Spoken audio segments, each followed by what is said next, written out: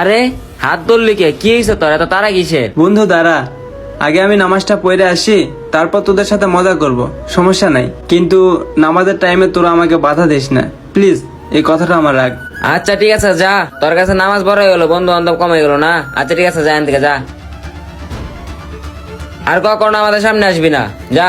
বন্ধু তোরা আমাকে গালি দে, বকা দে, দুইটা থাপ্পড় মার, কিন্তু এটাতে যায় আসে না। আগে আমি নামাজটা পড়ে আসি, তারপর তোদের সব কয়টা কথা আমি শুনবো, আর তোরা যা বলতে বলবি আমি তাই করব। কিন্তু এখন তোরা আর বাধা সৃষ্টি করিস না।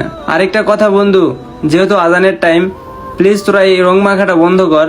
নামাজটা আমি পড়ে আসি, আর নামাজটা আগে শেষ হোক, তারপর তোরা মজা কর, আমিও তোদের সাথে অ্যাড থাকবো, সমস্যা নাই। কিন্তু এখন তোরা এটা স্টপ কর প্লিজ, এটুকু কথা আমার রাখ। ঠিক আছে, তুই যেহেতু এত করে বলতেছিস, তাহলে যা নামাজ পড়ে আস, আর আমরা এটা বন্ধ রাখি। কি বলস তোরা? আমরা এটা বন্ধ রাখি। আই এখানে বস, সবাই বস। ঠিক আছে থাক তোরা। যাই হোক, বন্ধুদের একটা ভালো একটা উপদেশ দিয়ে আসলাম, এতে রাস্তাঘাটে আর বিশৃঙ্খলা হবে না।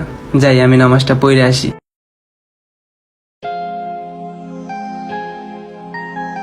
উফ, ওরা তো সামনে এখনো ওয়েট করতেছে আমার জন্য।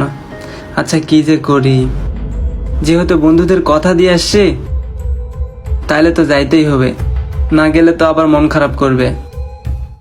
উহ রে পাঞ্জাবি, এইটা পরে তো ওদের সামনে যাওয়াই যাবে না। আচ্ছা এক কাজ করি, এইটা বাসায় যায় পাঞ্জাবিটা চেঞ্জ করে তারপর ওদের সামনে আসবো, তাছাড়া তো উপায় দেখতেছি না।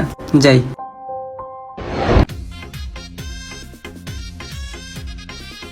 পাঞ্জাবি টাঞ্জাবি তো পরে ফেললাম, যাই বন্ধুদের প্রোগ্রামে, না হইলে আবার মন খারাপ করবে।